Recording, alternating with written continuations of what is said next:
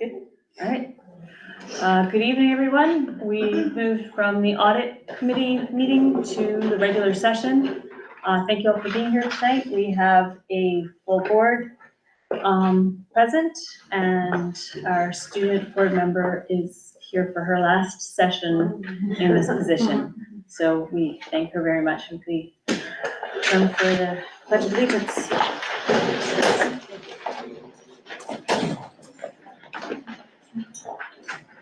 I pledge allegiance to the flag of the United States of America and to the republic for which it stands, one nation, under God, indivisible, with liberty and justice for all.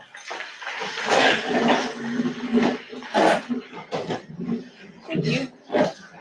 So with that, the roll call is officially done. We are all here. And for the good of the order, does anyone have anything for the good of the order?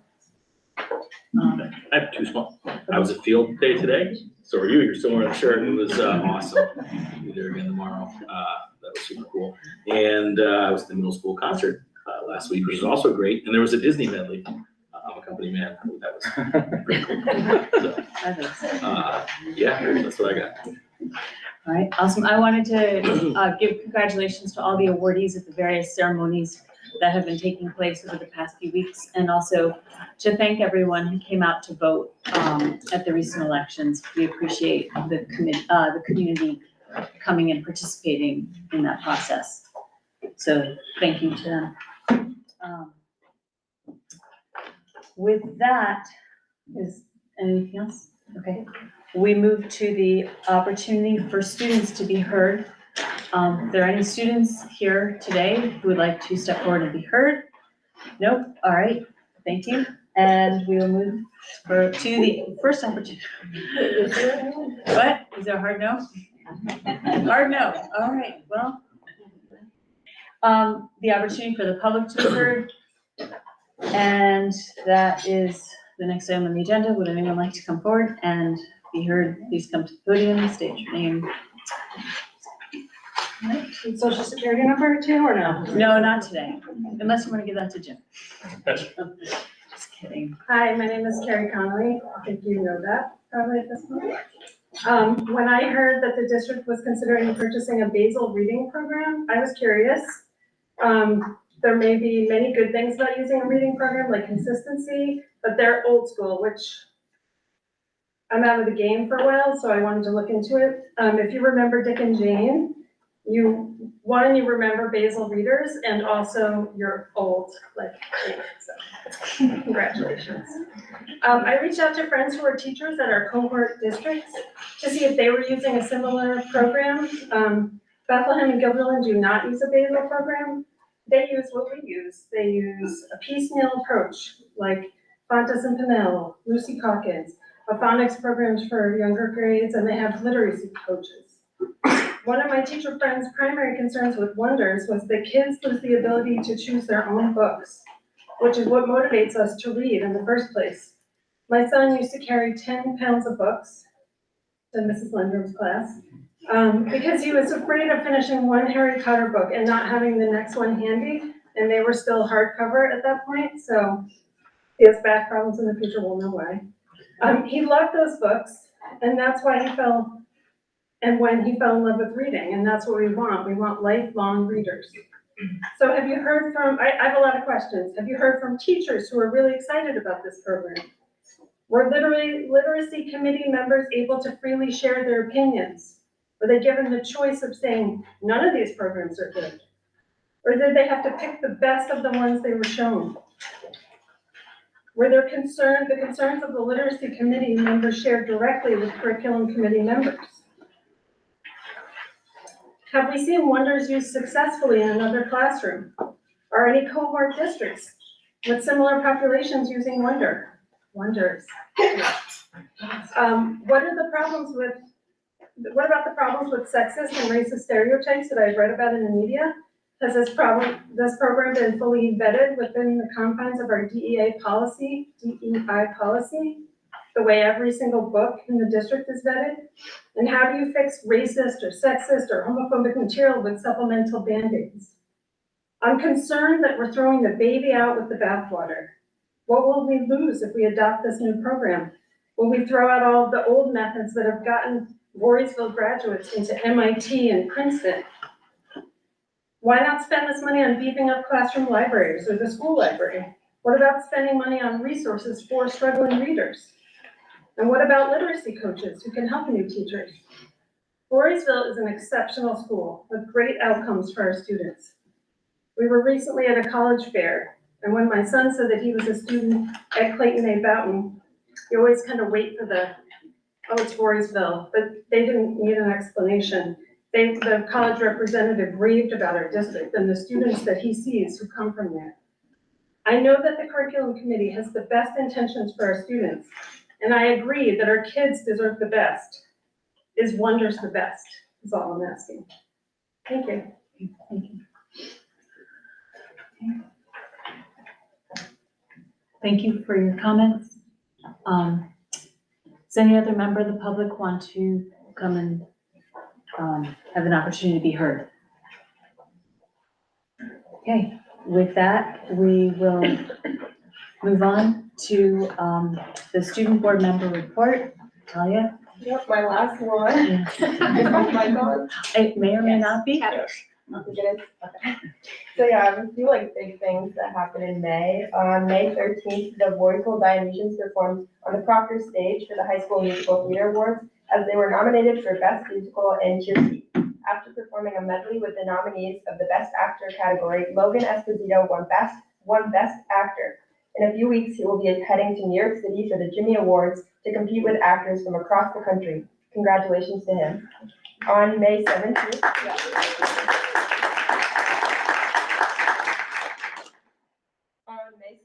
students in high school band and chorus had the opportunity to travel to New York City to watch The Lion King on Broadway at the Minskoff Theater. It was a beautiful day and the performance was outstanding. I had never seen a Broadway show, so I'm really glad that the music department was able to make it possible. On May 23rd, 75 Voorheesville freshmen went to Siena College to attend a career jam sponsored by Regeneron. Students had the chance to visit booths from local and state businesses to learn about career opportunities in science, engineering, health, industrial arts, and communication through hands-on activities and games. And lastly, on Thursday, May 25th, the class of 2023 went down to the elementary school for the annual senior walkthrough. Seniors received a warm welcome from students and their former teachers. A ceremony that included an elementary school-wide performance of the alma mater was held to honor the seniors. Later that day, seniors also spent the day with various classrooms with the elementary students, where they got to spend time with their former teachers, play games with the kids, and remember what it was like to be in elementary school. Personally, I had an amazing time with my former teachers and just spending time with the kids and seeing how happy they were to see us and how excited they were to spend time with us. And I'm hoping that that tradition of staying down there continues. Thank you. Thank you again for all you've done and brought to the board over the past year. It's very much appreciated. Thank you for starting this process with such professionalism and skill. Yeah, thank you. You're welcome. You've added a lot. Pleasure. Thank you. With that, we move to Mr. McCree for the superintendent's report. All right. So I want to start off with a year in review, and I wrote some things down. Really, I think the most important thing is that, now that the pandemic has kind of subsided, we finally have been able to allow us to get back to some of the traditions and community that we are in Voorheesville, and allow some students and families who have never seen that actually start to have some of those experiences. So the field day and the tradition we have at all of our concerts. So, and we really want to talk about those grades 1, 2, and 3. Those students and those families have not actually had the Voorheesville experience until this year. And I think it's important to kind of note that yes, this year has been a big change. Yes, we've had a lot of things, but those students have really been able to understand and get it. And I think, again, the PTA doing the Someone Special dance actually kind of hit that home by when we're actually trying to do a little bit more for those students because we know that it was lost and missed. So that was one of the bigger things this year when I looked at the reflection. We've had a continuation of programs that offer and continue the level of performance with specific attention to development of a welcoming environment. We've continued to focus on curriculum development by looking into our maps and utilizing assessments to improve instruction. We've implemented new standards and an embedded instructional coach for science and K-12. They've helped create the new curriculum maps and structures for the revamped state curriculum. We've implemented our building leadership teams and shared decision-making model throughout the district. We continue to look at our very own English as a new language program. Thank you, Rebecca. And our English language learner program. This year is the very first year we've ever had one housed here in the district. We've always had our E&O classes outsourced by BOCES. 2022-23 has seen that we actually have now put the investment into our students for E&O. Student voice continues to be a focus, and based upon the climate survey that I'll show you in a little bit, the student voice is present, but we still do need to do a little bit more work when it comes to classroom learning. This year we had our first year of DEI Club and the students participating in our Student Voices program along with 12 other schools. We had ACCA come in and support our classrooms with drug abuse and substance abuse prevention. You'll see in the climate survey that's actually had some positive impacts. Based upon the goal of social emotional learning and the data, that more work needs to be done, we applied for and received the Office of Mental Health grant for K-8 second step, that's an LCL program, an anti-bullying program, K-5, the 6th through 8th is embedded into it, and SEL for adults. So all of those programs together have been awarded to the district. We've taken a year-long process to continue evaluating our reading program based off the 5 pillars of the successful reading program. For safety and facilities, we continued hardening our campuses. We continue focusing on maintenance. We want to do our $100,000 a year projects. We continue with our cameras, our infrastructure of our technology. We've updated our tennis courts. It is blue. I know that might be a shock. US Open, it's blue. That's, to visualize the tennis courts, it's new. The track has also been updated. Again, this is all 1 year of stuff. And again, I'm only talking about the larger scale. There's so many other building level and individual things that have happened across the district. We continued our partnership with local law enforcement and had safety security audits provided by Albany County Sheriff. We purchased and are currently piloting the Raptor intruder system. We designed and had a secure vestibule area approved for the middle school, which will start in July. And we also are about to submit for the high school vestibule. And again, that'll probably be a year later as the way things go, but we'll get that one going. We've had a successful community vote, and I think this is the big one. And I want to thank again the community, not only for the budget, but for the capital project. That was a huge lift this year by the board. And, thank you all for all your work and effort. So we are moving forward with that capital project. It's on its way, and I'm going to give a quick capital project update in the middle of this. We have submitted officially to SED for the transportation facility. That's a positive thing. We can always go back and change some aspects of it, but official submission. Now we're waiting 4 to 6 months for the possible approval and all of the red tape and issues that we have to go with to get that. After that point, we're hoping November, December, we are able to go out for bid. By January or February, we should have our bids, and we should be able to start breaking ground in late spring for our transportation facility. So Jim, did I get that time frame right? Yeah. So we are there on transportation, and it's taken a while. So our goal for the elementary school, we're still looking over. Our estimates came back. They came back a little bit more positive than we thought they would. So that's a positive thing. Usually they're a little bit higher, and we have to cut things right away. So the estimates came back pleasing. We're going to continue to see what else can be done in that, talk about a facilities committee. Our goal will be in August, a late August submission for them, and then push it out again, probably to a fall start for the elementary school. It really all depends on how we get our transportation facility and how much we can able to get done here.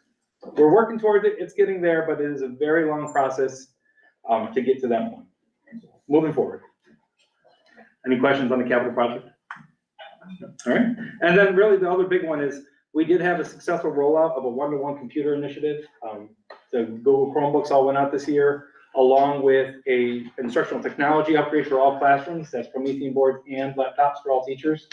That was a big technology push for the district to get us into the century. And again, I'm only giving you bits and pieces of the year, but as a year in review, I think we got a lot done as a district and continuing to move forward and set some foundations for the future. That is a quick little review. And then I wanted to give a conversation before I go into my presentation about bus patrol. So we went through bus patrol. We've had conversations with the district, with the county. I think I need to now know kind of through the board is what is the next step that you'd like me to take when it comes down to bus patrol. I did have our transportation facility. They actually took data for the month of May. We had 18 passes So there are 18 documented passes of school buses for the month of May for Voorheesville. You know, they did not get, Jim is confirming this, they did not get the specific data needed to be able to make a full complaint. So I did want to share that that was data that was received over the full month. I gave you an update in mid-May, that's the final update. So I really kind of just want to know the direction that you'd like to take and direction you would like me to go for this. What data is required for the full complaint? You're required to identify the vehicle, have the license plate, identify the driver, and then they can try to, but identifying the driver is the most difficult part, of course, and if you can't prove who it was, it makes it even more. So why would the bus driver have to identify the driver if bus patrol just would ticket the owner? The law is different. Oh, so, The drivers, So bus patrol has a more favorable law that allows them to ticket based on the plate. And there's a presumption that it's you were the driver. And you can rebut that by saying who the driver was. tricky. And that's also technically an officer witnessing it by bus patrol rather than just a citizen. So it's a little, So Frank, I'll say I will refrain from any comment on bus patrol because I have since determined that they are a client of my current employer. Oh. So I'm not gonna comment on bus patrol. I will say, given the data you shared with us, a number of those violations all seem to occur around a Maple and close yep, New Salem and Maple. in location, set of addresses. So, at a minimum, I'd request a sheriff to be posted at that location. And we start there. And if there's something about the location in particular that is leading to cars passing the buses, then maybe we need to do some education as well. I don't know the location well enough to know why that could be happening so frequently. It's a major thoroughfare. Where's New Salem and Maple? basically it's from Hannaford Plaza to the high school, essentially that area. Maple is the Yeah. front part, Okay, and so then that, New Salem's after, so. With one bus or with multiple buses? Multiple buses. Multiple buses, There's a there are a lot. couple of routes that are more passed than others. I think it was Route 6 and Route 11. And Route those are- 6, Route 11, Route 2 are the big ones. Those are the ones that have the majority of passing. And those are our buses that we don't currently have equipment on? Correct. But if we did put the equipment on it, would it fall within the same purview of being able to ticket? So bus patrol has a special, you can't say anything. You still need to have enough supporting evidence for the sheriff to agree that they should issue a ticket. And it becomes very difficult to do so. I'm at a loss to understand the downside of bus patrol. Me too. I mean, it doesn't cost us anything. It's intended to keep kids safe. I have a friend whose son stepped off a bus, got hit by a car. And he survived, but he had severe brain damage, and he's in his late 40s today. And he's survived, but has been in a very difficult situation. I can't help but think about that guy, that kid, and any of the kids that we have. I don't know why we wouldn't take advantage of something like this. I know some people say, yeah, they're gonna make money off this deal. That's the way the world works. These people have found an opportunity, but it's going to have a benefit that I think is worth it. And the investment we make into that is, as I understand it, nothing. Correct. Except allowing for our buses to have these attached equipment. That's it, right? We don't have to do anything beyond that. No. Albany County pays the maintenance fee. There's a maintenance fee. Yeah, we pay nothing for that. Well, bus patrol probably maintains them. But there's a monthly maintenance fee that's paid for out of ticket prices. That they receive a portion of whatever tickets. Right, they get the That 60%. pays for the equipment and pays for the monitoring and all Right. that. But bus patrol would, for us, they would come in, put in the systems into it. Mhm. And also then when the systems are done and we're getting rid of those buses, they come in, they take those equipment out, patch those areas so we can resell the buses and then put a new equipment into our buses. Was there any data, they gave us a little bit, they said that there is a drop off, but then it seems like it's a 30% reduction, and I'm not arguing against or for it, I'm just trying to understand what, my understanding is that 98% of all drivers ticketed once don't do it again. But as anyone who has a teenager knows, there are new drivers created every day. So how many tickets, what is the curve over time as far as, number of tickets? I don't know, I shared the Yeah. information that they sent. Yeah, that didn't. Yeah, so I do know that answer. So that would, to me, it's a deterrent to someone who's gotten that first ticket, but and the signage is supposed to be educational and, like red light cameras, but people still get ticketed. So I'll just comment on the law, Mhm. and I'm not an attorney for the district, but the way the law is written, the fine increases by the amount of $25 per ticket, Mhm. up to the third ticket. There's no indication what happens after the third ticket. Guillotine. Guillotine, perhaps, it doesn't say. Law is silent on that issue. But there is a provision that says explicitly that the ticketing information cannot be used to be basically reflected on your driver's abstract or for insurance coverage purposes. Right, so it just is if one person gets a ticket, does someone and never does it again, is there going to be someone else who's just going to pop up and take their place? So I just, Is it a deterrent, I guess, I Right. don't remember that data. Right. What, did They this did talk result in what we hope it is, Mhm. that there's. They did, but Yeah, they they did. kinda It was said not a this- significant decrease, but Yeah. they seemed to imply that they expected it to increase further, like say 3-4 years out then. Like at the 1 year out, I don't think it was a very big decrease, if at all. They seemed, Let it it leveled go. out at 30% less, is what I took away, but I wasn't Mhm. perfectly clear there. So that would just be something I'd like to kind of have a feel for before we move forward, for myself, just to understand what the likelihood is to feel safer. 30% less is still very important, and that could be that one experience that doesn't have. Well, it's not a static set of drivers that are passing through Voorheesville. Yes, I mean, every day it's a different mix. yes. So it might be a deterrent for somebody, but tomorrow you got somebody else driving through who's never driven through here before. I guess my point is, it's not going to stop people, there's no action that is going to prevent them from doing the passing the bus, right? Besides that, they might know that they'll get a ticket. I wanted to know what is the actual data that shows that if we put these on the bus, it will result in fewer people passing buses. I don't know if it's a straight line. I don't because- know that yeah. data exists. I mean, the county has said that with their cut of the money, that money is dedicated towards educating drivers. At some point, I don't know how much it costs to educate the public, and why the county is not doing that already, is a question for another day.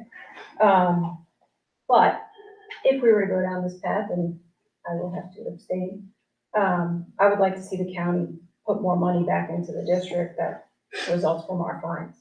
Right? Like, if they're spending that money to educate drivers in Colony, that doesn't help us. Yeah, and I guess my only question is if there isn't a significant decrease in events occurring, what's the net benefit to us to doing this? One child doesn't get hit by a car.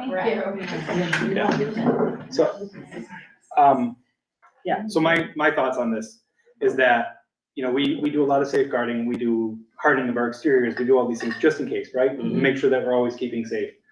I understand the limitations and political aspect of bus patrol and the concerns that go along with that. I do have to go down to that one statement is, if we don't do this, and we could have prevented it, did we do all we could? And that's a statement that I always ask myself, and can I put my head on my pillow at night saying I did everything that I could to prevent something?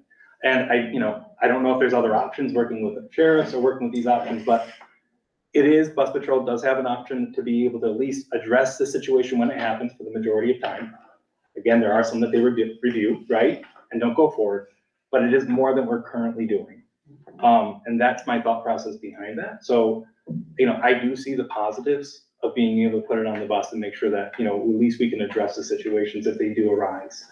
I don't have a guarantee if it's gonna stop a driver. I don't know if a new one's gonna come up, but I can guarantee at least they might get a ticket for it, or they at least might be spoken to, or a parent might be aware of it, where they can speak to their child. I think that's more than what we're currently doing. So I think it's something that we should look into, but again, it's still the board discretion, and that's kind of when I had this conversation, just so I know how to move forward for the rest of the summer. What is the length of the contract? What's our commit? Jim, do you remember that? I believe it's, Is it year by perpetually year? renewing annual essentially. So it's year by year, so if we decided after a year that, I believe it there's an no opt-out clause in the master agreement. Yeah, I'd have to look at the master agreement, because I didn't spend a lot of time on it. I'm gonna give the driver the benefit of the doubt that they did this absentmindedly. They didn't do it on purpose. When I got a ticket now, that's gonna remind me, like, I don't have the data on deterrence, but I can tell you that as a driver, and I got a ticket, I'm gonna think about it the next time. It's gonna cause me to think about it. If that is enough to get me to stop, then that's a deterrent. I don't have any data on it, but I do think it will have an impact. I've heard from other students of sightings of other students doing it, so I think that we need bus patrol and we need education along with that. So yeah, I think we really need it. So maybe some information would be really helpful. Thank you for sharing. I can get information and also look at the draft to get more information of what it all looks like and what the legal options are for the district. Yes, the only there's the two questions I have, which I think I asked before, maybe they were answered, but it's been a while, because we've been talking about this for a bit, is what the term of the contract and what our out is. I mean, let's say something better comes along and now are we, hamstrung by, Albany County decides. by this, and we're stuck with it for years. And along those lines, right, so we have, how many of our buses are outfitted with the cameras, stop arm cameras I now? believe the last time we looked, it was 5 or 6. Oh, it's only 5 or 6? Yeah, it's like, fifth of the fleet. Yeah, just what happens with that equipment? I mean, I know they remove it and then they take it off, but we just throwing that away? I mean, stuff we just bought. Are we selling it? Are we I asked that at one saving it in point, case but we get rid of it's- bus control? We put it in bus patrol, we put it back on our buses. I think, So- I don't remember exactly the answer, but that did come up when we first started this conversation, and I believe it was they would hold it and then re-put it on the bus when we did go to surplus buses. But don't quote me on that. Oh, I okay. think that was the That conversation would that we be initially ideal. had. And if there's any significant value, we would try to Yeah. retrieve that back, of course. I mean, hopefully they're not, taking it off and keeping it, but One You last never know. question, how long does it take for them to do it? How long do they need to put the cameras on them? Or their system on them? It takes roughly, I think it's like a 2-month period turnaround.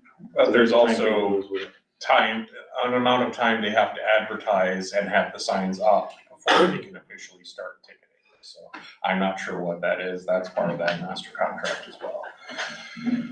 is that locality by locality or is that just the county?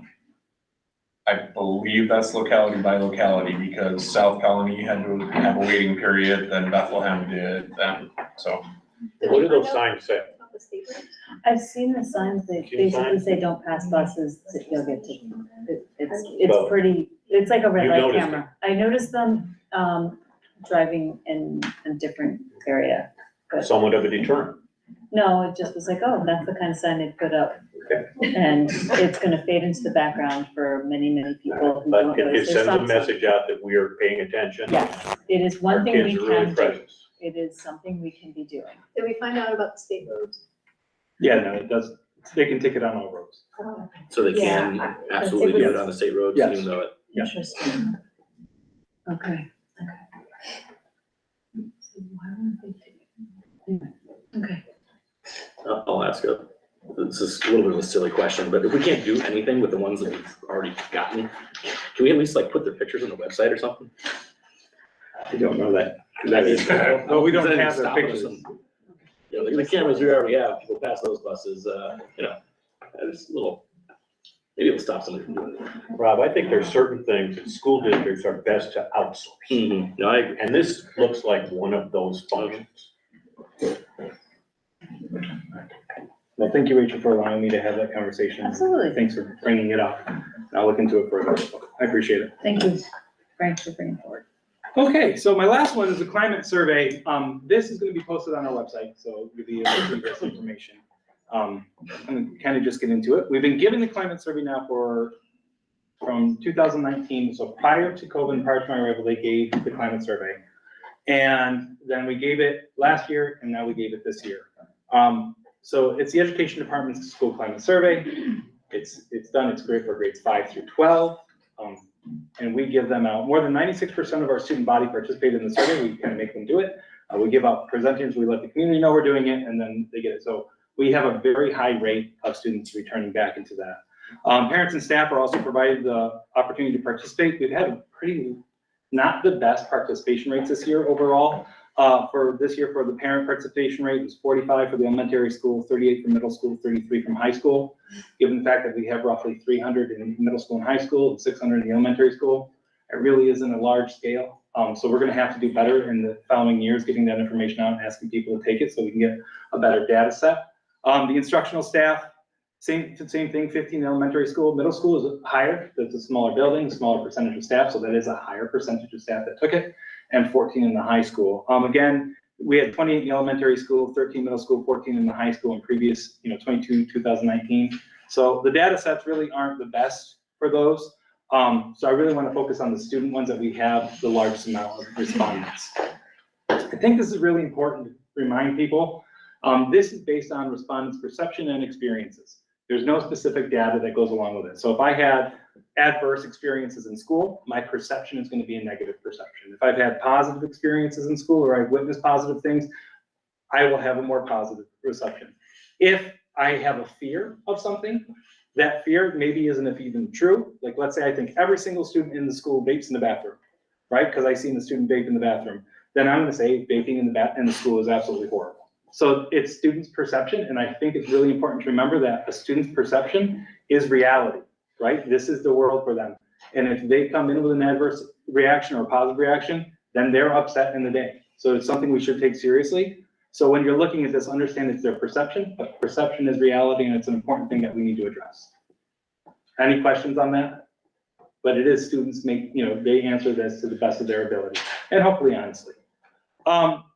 When you review the data, there is something in this study that is really confusing, and it confuses every single person who looks at the data, is it changes the way that the question is formatted. And at one point it goes, students at this school are teased or picked on about their cultural background, for an example. And the positivity rate comes back at 84.7%. You're like, oh my gosh, 84% of the students said that kids are being teased. That's not true. It only goes by positivity. So when you're looking at the positivity report, it's this kids who said, no, it didn't happen. So it does flip-flop a little bit, and it becomes very difficult when you're looking at the data. It sounds backwards because it is backwards. I just want to be very clear with that. Jim, you've read it with me, and it's confusing. So I just want to kind of mark that off. There are 3 components of this survey in the climate model. So it's the engagement, that's cultural and linguistic competence, relationship and school participation, safety, that's environmental safety, physical safety, bullying, cyberbullying, substance abuse, and emergency readiness management, and environment, physical environment, instructional environment, physical health, mental health, and discipline. When we go through these, there's a lot of different reports that we can get. We can break them down by gender, by race, so it really goes through. I'm just giving you the overall positivity report that we received. The building administrators all have the individual, more in-depth reports for each of the questions that were asked.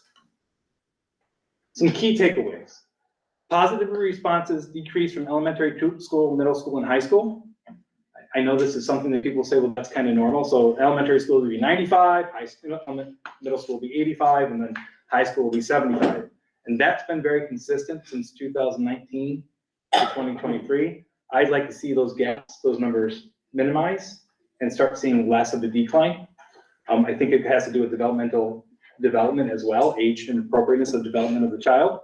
But I think we could see that change as long as we put a little bit more time into that. Substance abuse and drug prevention has a large positive increase over the past 3 years from 21, 22, and 22, 23. The work with Albany ACCA and Albany County Prevention, we've actually seen an increase in positivity, meaning more work done and more positive perception by students on drug abuse and substance abuse. The physical environment and positivity numbers are low. They're really low. They're like 30% and 40%. Are my bathrooms clean? Are things fixed on a timely manner? They're low. So that's definitely something that our new director of facilities is taking very seriously. And we're looking at to be able to take care of some of our deferred maintenance. But if students aren't perceiving our building as being clean and it's not a positive place for them physically to go, then we need to change that. Teacher, yeah. It also leads to more issues with cleanliness. Yeah. Like when people see the bathroom that's a mess, they're Not going to take care of it. not gonna take care of it. Right. Teacher connections are very high, so student-teacher connections really, really high. Student-to-student conflict resolution is low. There's more area that we can work on that. So I'll get into that a little bit more and give you a couple specific answers of why that is, of how they're related to it, but you'll see it's low. Mental health has seen little increase or decrease among the middle and elementary levels, and at the high school level, there's been a small positive growth. I know you're like, well, there hasn't been any growth, but I think this is huge, right? We're talking 2019 prior to COVID, 21, 22, and then 22, 23, we don't see any change, like a very small standard deviation in mental health. That's a positive, what's happening in our school community and in our schools, right? Because you would think that a lot of schools keep on saying we're seeing higher issues in mental health, we're seeing more issues, and this is student reported. And we're seeing it stay pretty stagnant. That's positive. And in the high school, we actually saw more positive growth, meaning that they're actually doing more work for that positive social emotional well-being in the high school. So that was a nice big takeaway for us. When asked if students feel safe going, I already thought, this one's important. When asked if students feel safe going to school, the average positivity rate is 92%. Feeling safe at school ranges from 94% at the elementary to 84% at the middle school to 79% at the high school. They're considered to be on the high side. So that perception of safety in general is pretty high based off the student perspective. So I want to kind of get into this, and I do have notes that I can go through, so bear with me. And if you have any questions, please stop me, ask me the questions. So Yeah. can I just say though, I mean, for the high school, 1 in 5 students doesn't feel safe Correct. coming to school. 75%. Again, this is perception is reality, and this is what we're working on. And this is all focus areas that we need to make sure that we're addressing. Our goal is to see all of these increase over the next few years. And we're going to be doing this yearly and reporting back like this yearly. I think the transparency based off of our student response is important. And that's why we've been putting so much work. And that's when I said, when we talked about SEL in the district, I said, there's more work that we need to do. This really hits that. Questions or? No, I just think that based on those numbers, we have work to do, and I think we need to explore more by engaging with students about what led to that. So the actual questions are in there. So I have questions and I'll denote some of those as we go on. They ask very specific questions that they actually add up to that. So I'm gonna get into it. All 3 categories saw a small change between 3 years. Talk about that. When asked about if boys and girls are treated equally in the high school, 69.9% of females answered positively, while 66.4% of males answered positively. So we're still seeing about 35 to 40% of our males and females feel there's a discrepancy between the way males and females are treated. Is this a binary answer, yes, no, or is it a scale? It's a yes, no. Oh, no, it's yes, agree, strongly agree, slightly agree, disagree, or strongly disagree. So the 66 or 69% Is the 2 in the middle. is the 2 Correct. agree and somewhat agree, so it doesn't necessarily mean, it could be, I feel like it's sometimes, or I feel like it's in certain situations, yes, and other situations, no. Correct. So it doesn't, From male's perspective and from the female perspective. right, So I think both genders feel that there's inequities There's some across the board. space. Yep.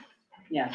Yeah, these are important things, but again, when looked nationally at these numbers, these actually numbers are they're average. Most schools, you're seeing the 65 to 75% range for high school. And some of these things, we do want to see more. But that's why I want to make sure that I'm bringing these up. When asked if teachers understood the problems, 65% positive, yeah. If there was someone there to talk to, it was an 85% positivity. So the teachers may not completely understand, but is there someone in the school that you can talk to? 85%, 20% change in that, so that's huge. Is that someone include other students, or is it clear that? No, students is completely different.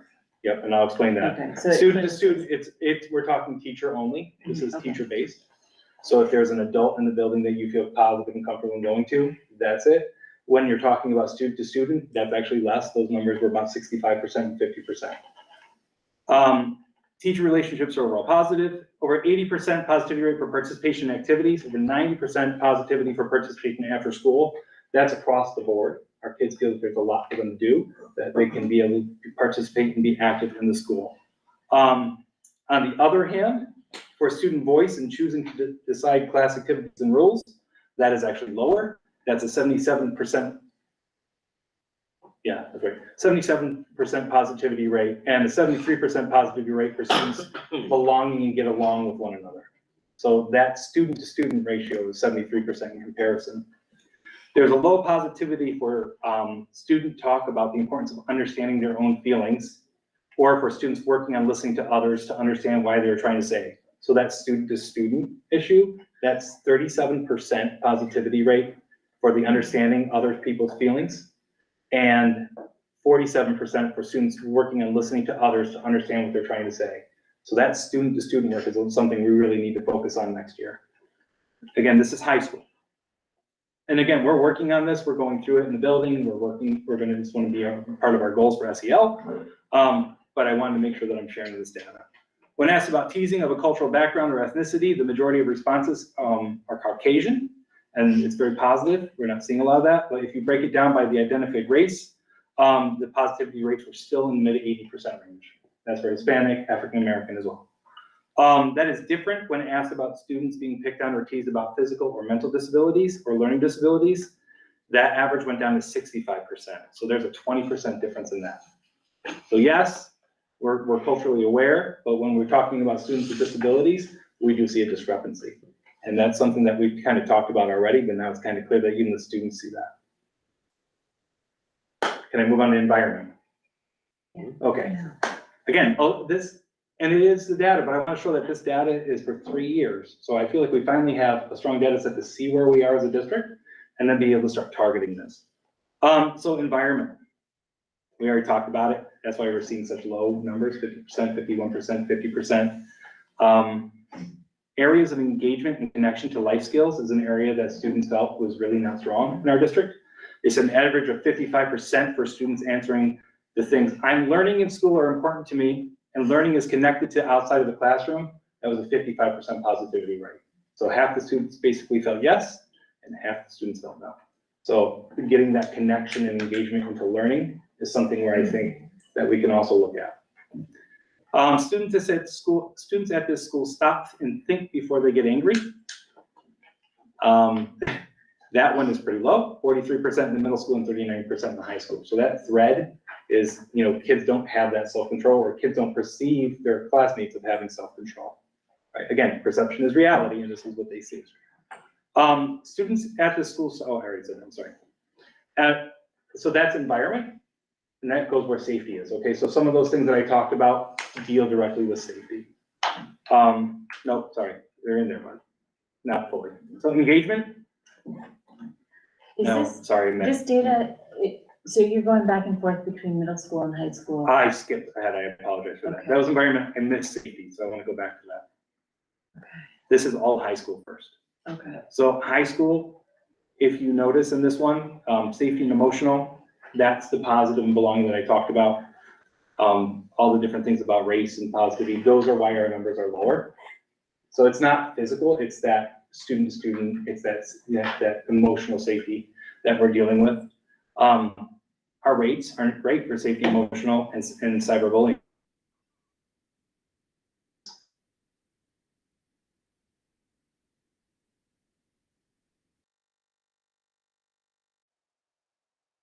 Positive. And emergency readiness in high school, that's a positive growth.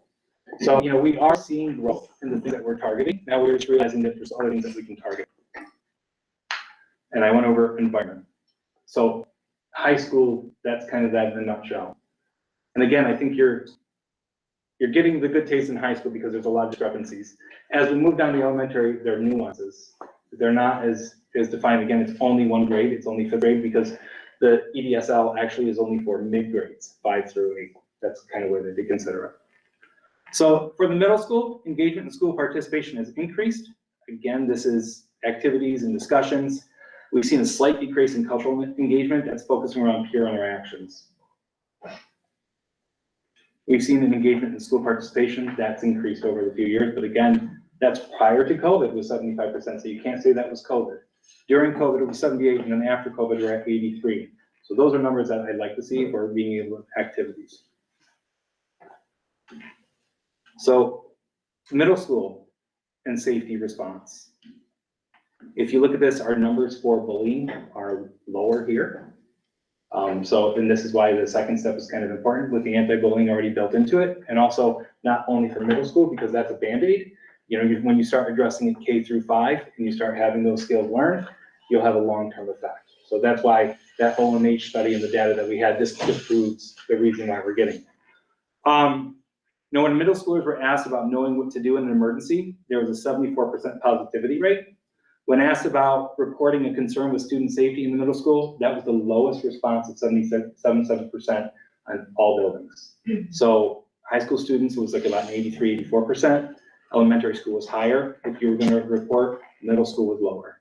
I'm not really sure why, but it's definitely something that we're going to have to look into. Questions on this?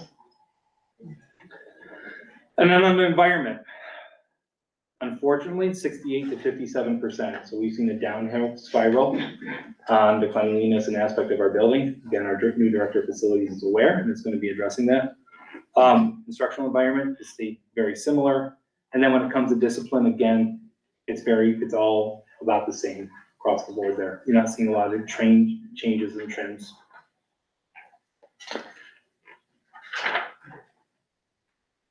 So then we're at elementary school. And again, I think the high school information that I gave you, it overlaps. There are a lot of similarities. At the elementary school, 5th graders, we're seeing very high positivity rates across the board for school participation. We're seeing high for safety, but if you look at the emotional safety, we went from 5% to 90%. The elementary school has worked really hard on creating a welcoming environment. That was one of their major focuses. They spent a lot of time doing that.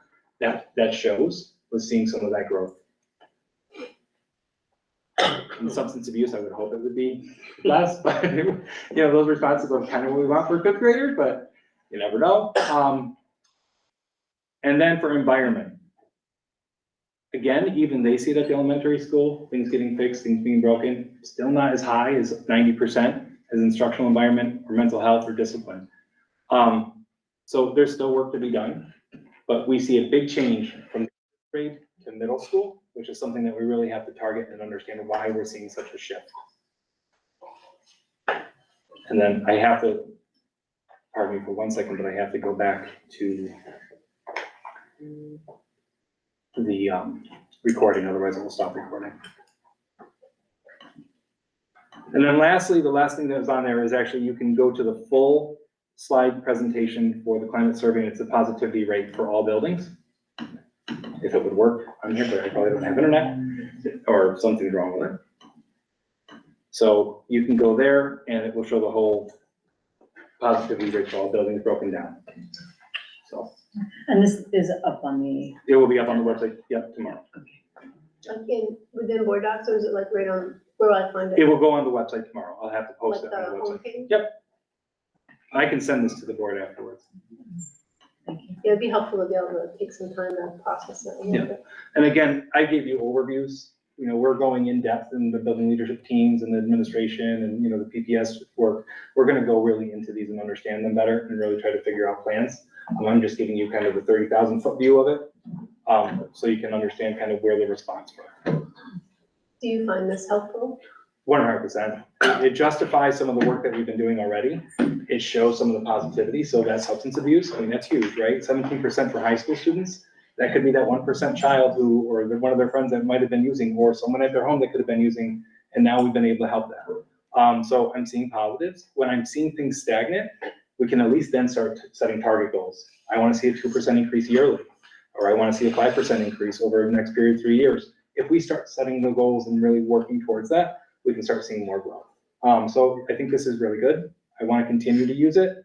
Last year, I didn't spend a lot of time on it because we only had prior to COVID and COVID. So now that we're back to some sense of normalcy, this gives us a better standing of where we are, positives when it comes to social emotional with no drops. So there's a lot of good things. There's things that are very typical of schools that we need to work on. Not typical schools, clean bathrooms, we need to work on that, right? Like our environment's important. Kids should feel happy coming to school, staff should feel happy coming to school, you know, and we should be proud of our buildings. So those are things we're definitely working on with our projects and the deferred maintenance and all the other issues. It just takes time to get to that. So, and I'll share this, it took a while to get all this information together, but it's here and I'll make sure you get it all. Thank you for sharing it with us today. Any other questions on it? Okay. That's it, I'm done. All right, with that, let's move to item 4.1, the minutes from the meeting, the prior meeting, and also the minutes from our special meeting on May 18th, which was Friday. Would anyone like to discuss them? Would anyone like to move them forward? Second? I'll second. All in favor? Aye. And now we'll go to the treasurer reports. Item 5.1. Any questions? Okay. Anyone want to move it? I will. A second?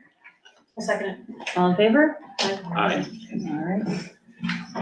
5.2, personnel items. Anyone want to discuss? The only discussion I have is, when we get the recommendations for the personal, and I'm fine with the recommendations, but you get a real hodgepodge of background information.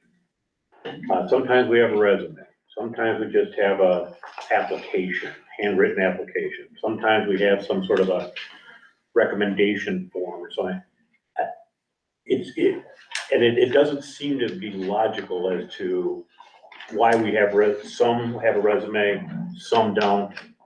Some have this form, some don't. I'm looking for some more consistency in the background information that's supplied to us regarding the recommendations for personnel. We'll work on that. Okay. Thank you for bringing that forward, Tim. Any other questions, comments, thoughts? And does anyone want to move all of 5.2 forward? I'll move it. And has anything been changed in the past few hours? All right, would anyone like to second? Good. All in favor? Aye. All right, Not sure, is it, there might be some new people present that just got hired, if so, yes, congratulations. thank you, I yes. see new faces. Welcome. Welcome. Yes, thank you, congratulations, and thank you to all the people who have signed on to support extracurricular activities and other group, lead other groups. Appreciate that.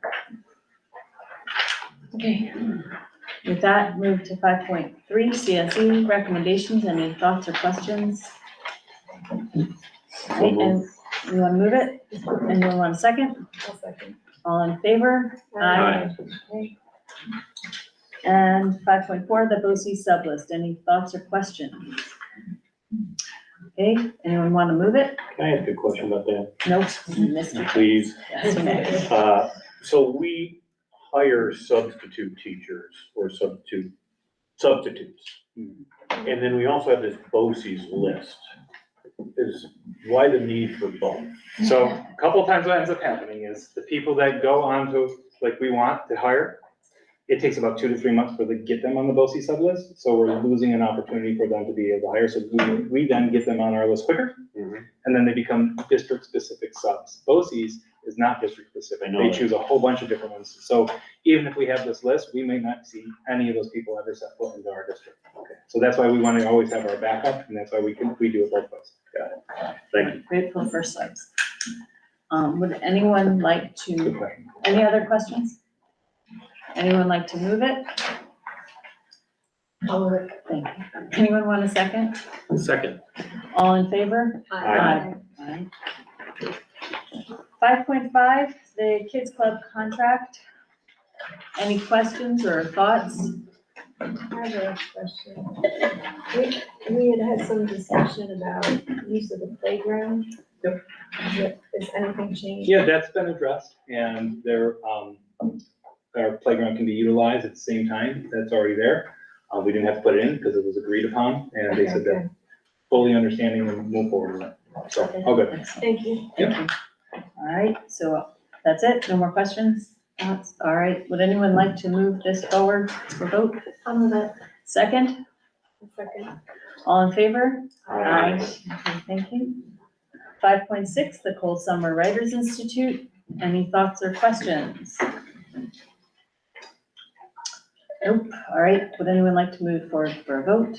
What are we actually voting on? I thought we already approved that. Yeah. It's, maybe it's the advisor? No, we The did, attachment just looked like a description. It's the appointment of the advisor. I think it's the advisor. Okay. Yeah. All right. Would you like to move it? Anyone? Sure. Anyone like to second? Sure. Rob can have it. Second. All in favor? Aye. Okay, thank you.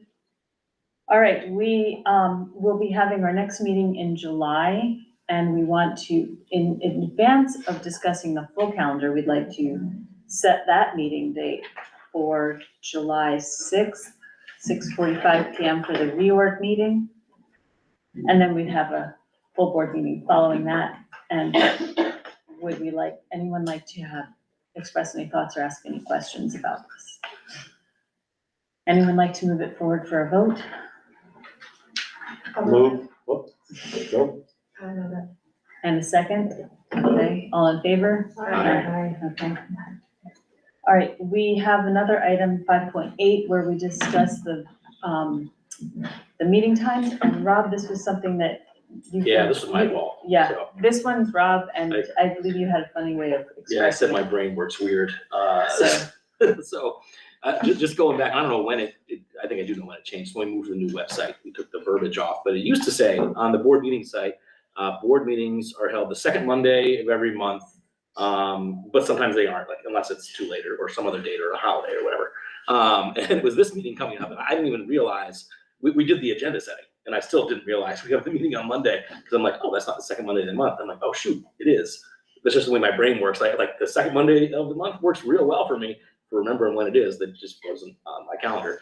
Anyway, just a little bit of a silly thing, but just wanted to see what people thought about. Is it good to have that consistency, whether it's first Monday of the month or second Monday of the month? We seem to have moved away from it. I don't think there was any intention of moving away from it. It just kind of happened. But do we like that? Do we not like that? Does it matter? I don't know. And so there are two calendars proposed. Thank you, Jess, for putting together two calendars where we can decide if we have any suggestion. I don't think we adopt them at this point. We adopt them at the At the reorg. reorg. So are there any thoughts about whether we meet the first Monday of the month or the second Monday of the month? Or we meet either or, whichever one fits. The calendar, not our, and we all recognize that we've made the commitment to be at board meetings and clear that space, but this way we can determine whether we clear the first Monday or the second Monday. So any thoughts or questions or discussion, or do we? I prefer the consistency of the first Monday. First versus second. Yeah, Can you? but No, yeah, no, like, I just like consistency. Like, Yeah. I just like being able to, without having to think about it or look at a calendar, like, oh, I know I've got a board meeting because it's the first Monday of the month or Is whatever there- it is. You know, Is there any, thing with the business of the board that is benefited by meeting the first or the second? I'm looking at Jim just to confirm, but Yeah, I don't know why it ever was the second in the first place, other than that's what it always was. Like maybe, maybe somebody made it up 20 years ago. I don't know. Yeah, Like, is there some Kept reason why, forgetting. like, some things happen the first week where we want to approve them by, Yeah. later in the, all right. I mean, first I'm Monday, gonna so, suggest a reason probably. Yeah. Is that January 1st could fall there, July 4th could fall there, so the Labor Day could fall there, Yeah. so that may be why it was the second. So that would be 3 months that we would miss. yeah, I mean, That we would switch. oh, we would do that anyway, when it was the second, we would have to move it because there were other things, sometimes it would be the first Monday of the month, so. Right, so, just review the calendars, please, and we will aim for the first Monday of the month, the calendar that includes more first Mondays of the month, if I like that it. is suited for everybody. And, the reorg meeting will be a chance to adopt the appropriate calendar. And we adopt the committee meetings later, right? Later, yes, we have to set After the we set the committees, committees. right, Yeah, because I'll figure out people, what works for people. committee meetings get adjusted to committee members. Correct. Just wanted to make sure. Their timing. Okay, so there's no action to be taken there, so no one needs to. Okay, now we're gonna go to 5.9. Are there any thoughts or questions about the adoption of, or the resolution regarding the reading curriculum? Thoughts or questions? I'll ask a question, because I think, have discussed this for a while. And Frank, I know you were, you spent a lot of time before making this recommendation to the board, so what sort of drove your decision-making process on? So I go to the experts in the field, which is not me. It's our director of curriculum instruction, our director of principal, our literacy committee. The district has asked for this, our curriculum committee, they brought it up, or they've been asking for a reading program for 19 years or something like that. It's been a long time that they've been asking for a specific reading program. So we did listen to that, and went through it. So we've been talking about this for quite some time moving forward. I did take some time to table this and then went back. I brought the whole literacy committee in. We went through a lot of the questions that were asked already by the person who came in. People spoke openly about it. I asked if this was something we want to table, move forward. And 95% of the people that were in that room said yes. There was one person who said no. And, I went along with that, like, these are the people who are going to be doing it. These are the people that understand this program. And again, it's not one reading program. It's the 5 pillars of science of reading and how we all work together. And it's not one single, it's how did we best incorporate the learning styles for consistent, effective, leveled reading throughout K-5, right? That's where it's kind of going, and this gives them the base. We went through each person on the literacy committee was able to have a very open conversation. They shared their positives and negatives towards it. They talked about, some of the issues that they saw with phonics, asked about cultural relevance. They saw no issues with it, because they're going to supplement the issues that go along with it. I also spoke with Albany City.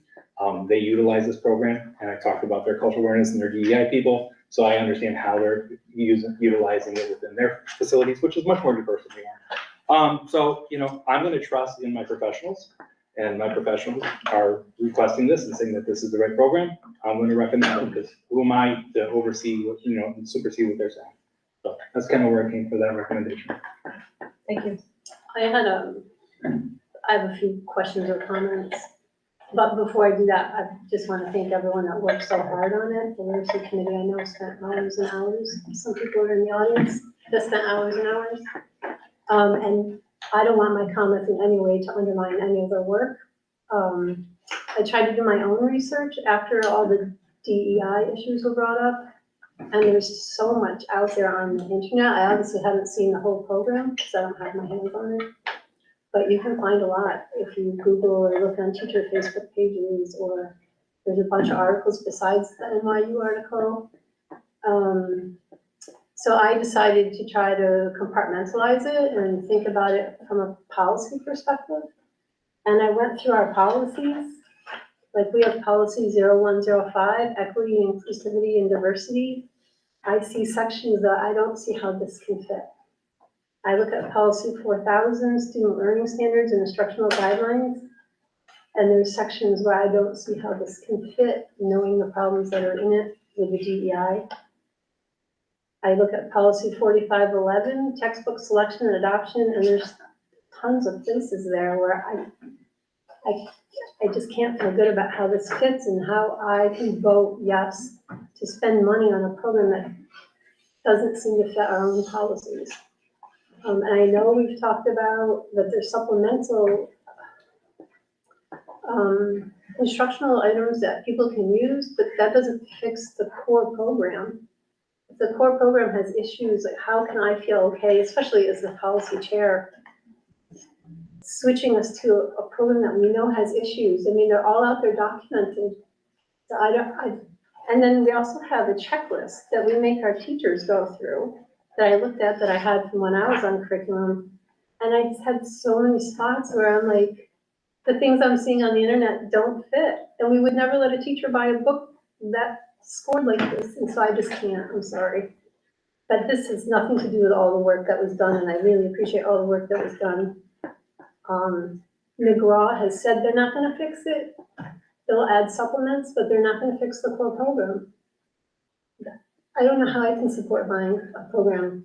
Albany City Schools admitted there was problems, so they supplement. I mean, everyone admits there's problems with it, and it doesn't fit our policy, and I can't support selectively using our policy when it fits our needs. So I'm sorry. I'm only one voice. No, you're not only one voice.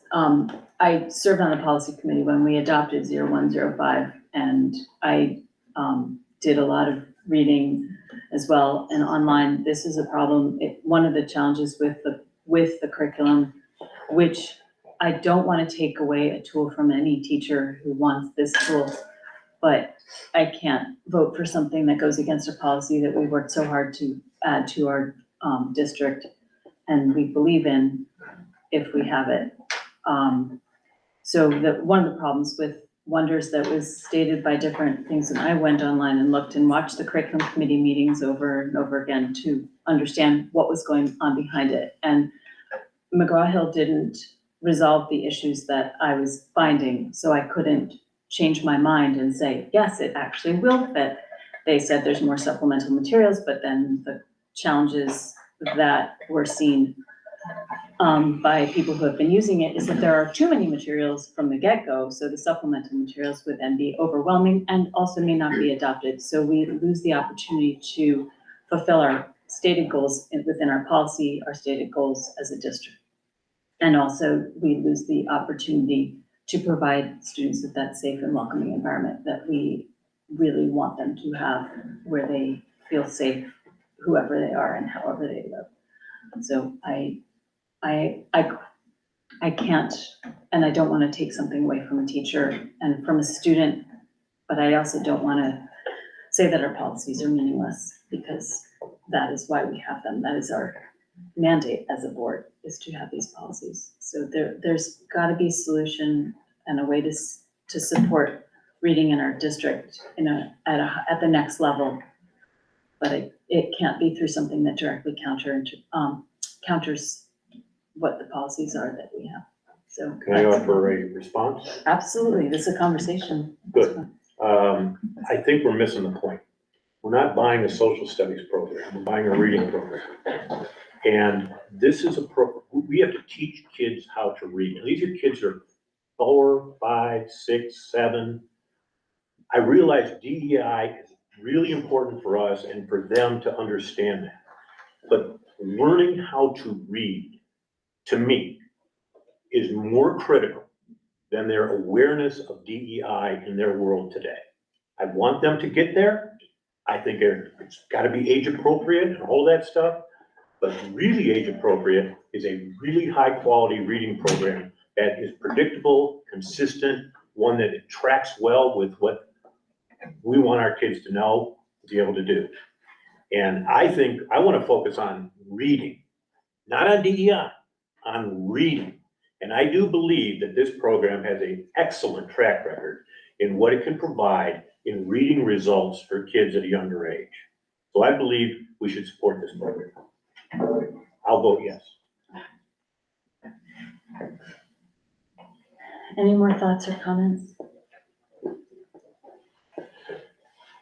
So I'm not an expert, but I'm inclined to trust the process. Our teachers, our administrators put countless hours into evaluating these programs. I think it would be incredibly difficult, if not impossible, to find a perfect program that pleased everybody. But I trust the process that's been set up to evaluate the programs and to make a recommendation to the board. And I don't doubt that our teachers and administrators are cognizant of our policies that the board has promoted and promulgated. And, if there are deficiencies, we can supplement like others have supplemented. But I think the gaps in reading have been established by our teachers. I don't know the stats, but significant gaps in students not reading at grade level among a population of students that is academically advanced compared to lots of neighboring districts. And I think we need to do something to start to close that gap, and I think we shouldn't delay this any further. We've had this issue in front of us for well over a year. We've allocated the funding, and I think we should move on it.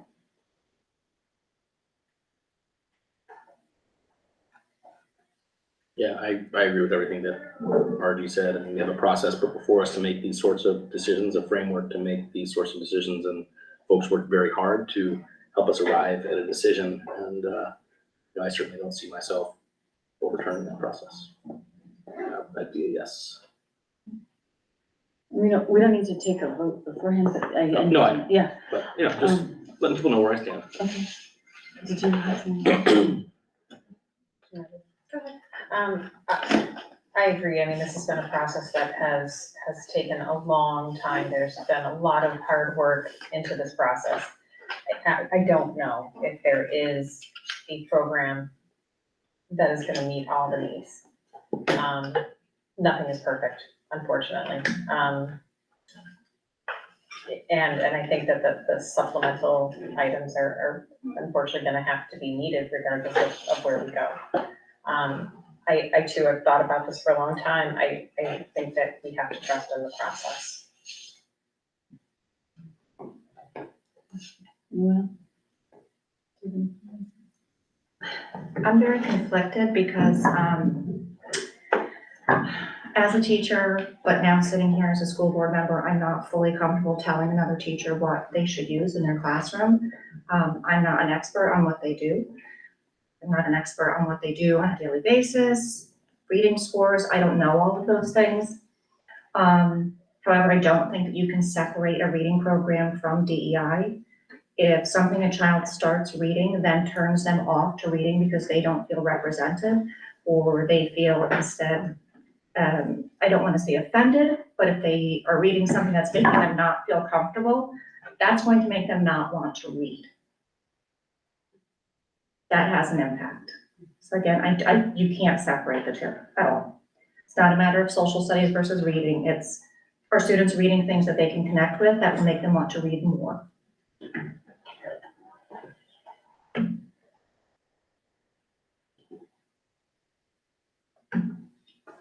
Anything else? With that, would anyone like to move this resolution? I'll move it. Anyone like to second? I'll second. All in favor? Aye. All opposed? Wait, I'm sorry, you're aye. All right, all opposed? Aye, or opposed. So it, with a vote of 4-3, it is now moved to be adopted. Okay. All right, now we move to 5.10. Non-resident student admission request. Is there any thoughts or questions? I'll move it. Okay, so no thoughts and questions? Not for me. Okay. Anyone else? All right, any second? Can I Second. ask a question on this one? Is this something that's? No, you keep missing me. Slow down, I, all right?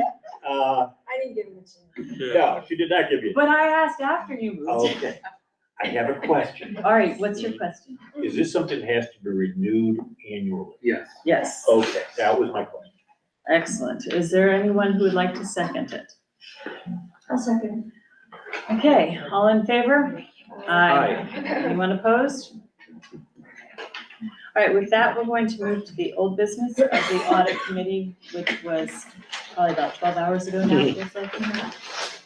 All right, thank you, Rachel. Audit committee met earlier this evening. We reviewed some of our regular agenda items as well as some new items.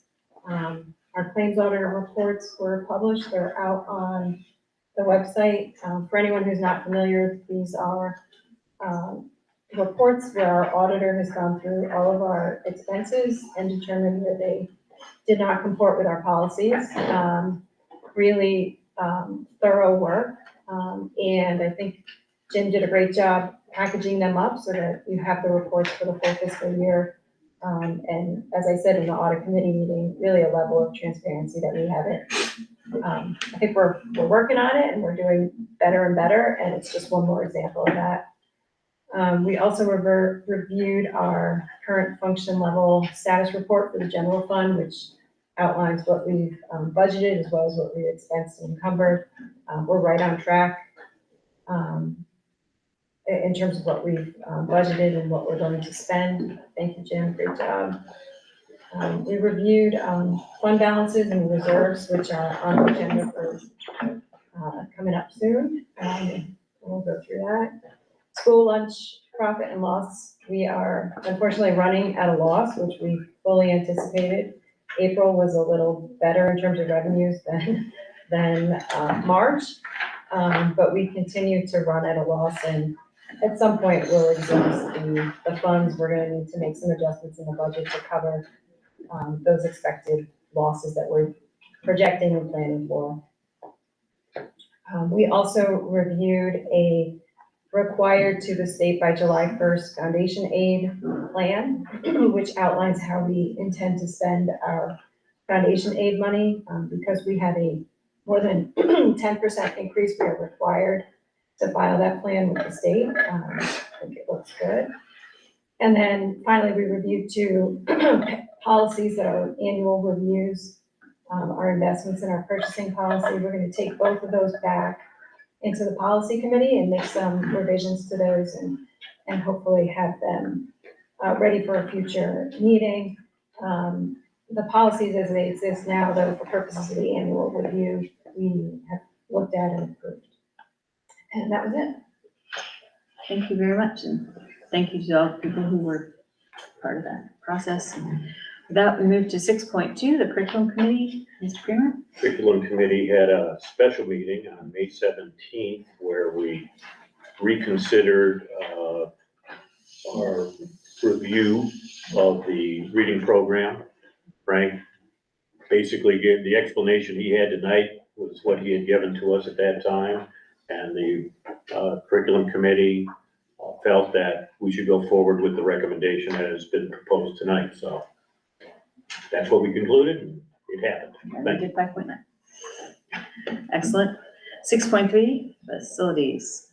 We did not meet. Then we will move to 6.4, policy. We didn't meet since last meeting. We had a meeting June 22nd. Okay. But right now I'm having a hard time even fathoming why we're doing policy, but I'll try to figure out how to get over that by June 22nd.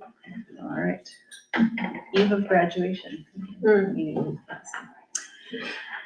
7.1, we're going to move to new business now.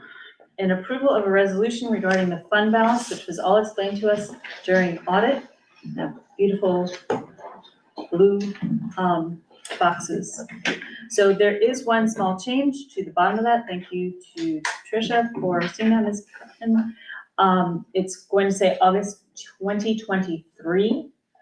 And with that change in mind, are there any thoughts or questions regarding this? Okay, and does anyone want to move it forward? I'll move it. Would anyone like to second it? Second. All in favor? Aye. All right. And now an action on the bond resolution for the purchase of buses. Looks like it's shouting. And would anyone like to ask any questions, Tim, about this, or does anyone have any thoughts? Do we have to sign something before we leave? You probably do. No, you This didn't. one? You No? don't. Okay, You don't. You That's a can good just answer. jet yeah. when we get to the end of the Sweet. meeting, which we have not yet done. Yeah. Okay, so would anyone like to, are there any other questions? We usually buy new buses with cameras, so are we not? I'm sorry, With the stop arm cameras? I thought when we bought new buses, we got the cameras. that's included in the package. For $422,000, one would hope. All right, would anyone like to move it? I'll move it. Anyone want to second this? I'll second. All in favor? Aye. All right, 7.3, resolution on health insurance reimbursements. This one's an interesting one. Are there any questions or thoughts? Can you explain this one, please? Jim? Yep. So this is a situation where we have an item in our contract that says that anyone who leaves the district can perpetually use their HRA funds until they're exhausted. Unfortunately, when the HRA was set up, it did not include that. It said, hey, if you resign, you only have 90 days. We don't set up the HRA, that's set up By Benetech. Yeah. So that was recognized by someone who had left, who'd received information.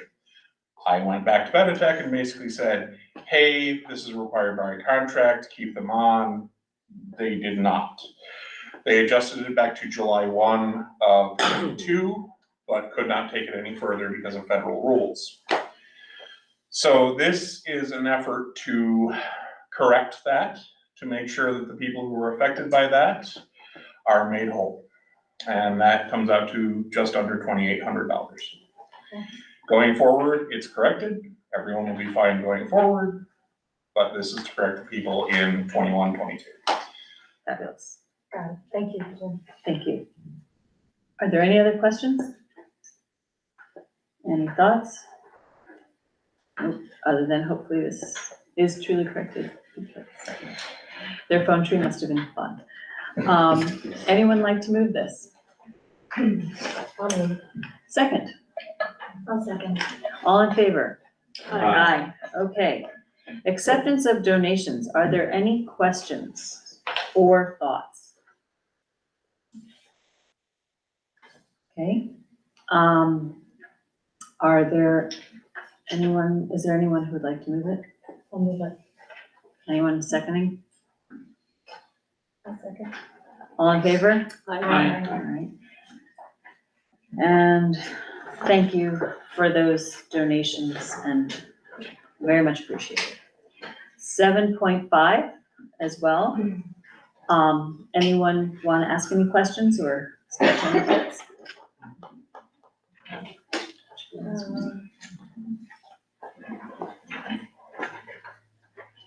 I just want to make sure the amounts match.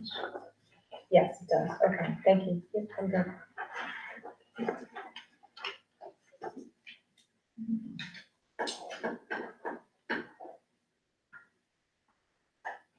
Yeah, those just added. They allow us to spend those monies. 1925, yeah. Does it, yeah, Okay. so they go into one pot and the Yeah. other pot and then.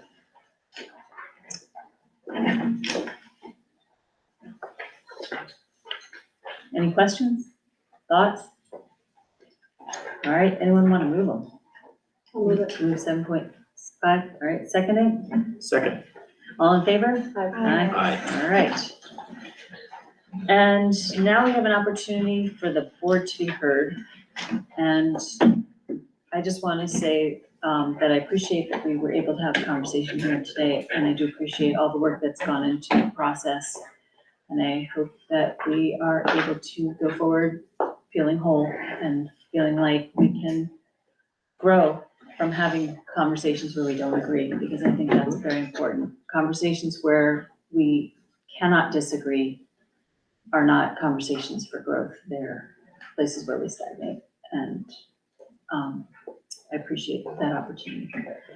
I also want to say that we have a lovely new garden because Jim Gladden is a member of our community who has contributed a lot to the community in a very quiet way. And now we have a beautiful place to recognize him, and I believe a plaque is going to be going up there soon, an official one, and it was good to see people there, including Tyler, at the recent meeting of, not meeting, but gathering folks. So congratulations to him, and thanks to his family for making that happen as part of the recognition. I have Is, something to say. Oh, yes, go right ahead. Ms. Quinn. So as my last board meeting, I just wanted to say thank you to the board and Mr. McCree for giving me this opportunity. Last year at this time, I would have never thought that I would be up here every month giving my reports and participating in committee meetings and just experiencing all the behind the scenes of the district. And so, yeah, I will take all these experiences and lessons with me to RPI, which is where I'll be going in fall.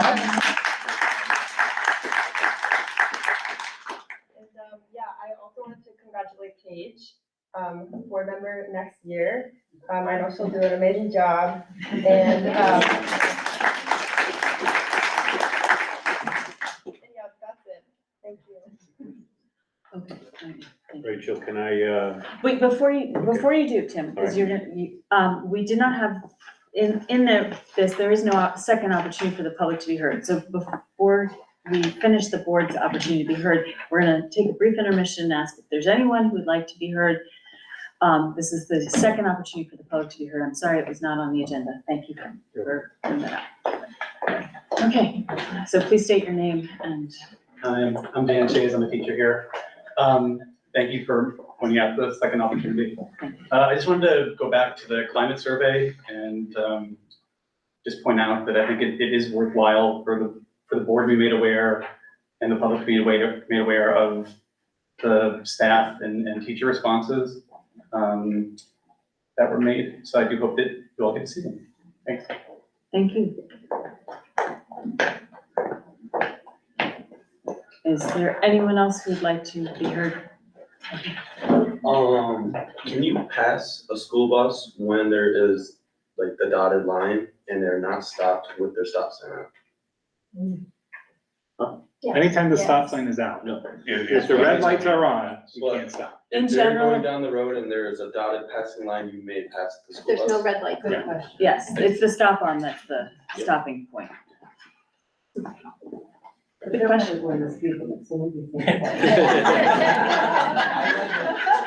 read the bus for scary. People have passed the bus before, not from our school, but from different school districts, and I just wondered in the back of my head. It's a good question. But I would also look that up. I am not a driving instructor. So, yes. All right, are there any more, and we generally don't answer questions from here, just so you know, that was a one-off. We do that, we do this once every 6 months, we accidentally answer a question. We're not supposed to, we should have just said, thank you for your question, it's a good one. So, yes.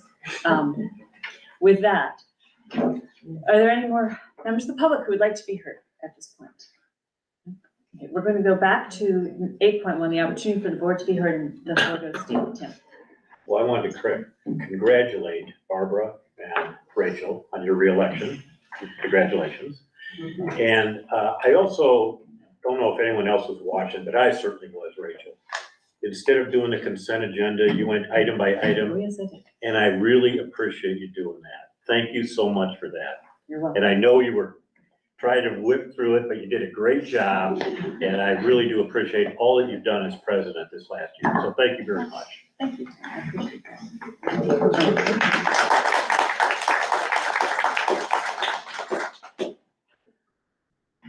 Are there any other things the board would like to say? I just wanted to congratulate Talia. You've been an amazing addition to the board. And especially in policy committee, where we've kind of singled you out and said, what do students think? What do you think? And you've always been, incredibly honest and willing to share your opinions and those of your fellow students. And I wish you all the best. I think you're gonna have much success in the future. So, thank you so much. Thank you, Talia. One more round of applause. And congratulations again to Paige. We look forward to seeing you here, and Talia, please feel free to come back and visit anytime. I like. Yeah. What are you doing Monday night? Possibly the first Mondays. All right, with that, are there any other, things for the board to be heard about? Okay, the dates to remember, we have a reorg meeting, which is officially set for 6:45 on Thursday, July 6th. This is a change from Mondays altogether, and it's changed from the first Monday of the month. So it will be here Thursday, the 6th. And then we'll follow that with a special board meeting or regular board meeting. I mean, it says special, but it will be a regular board meeting. Yeah. And with that, we have on this 10.1 adjournment, are there any thoughts or questions? Anyone like to move it? I'll move it. Anyone want a second? I'll second. All in favor? Aye. All right, everyone have a good evening. Drive carefully, don't pass any buses.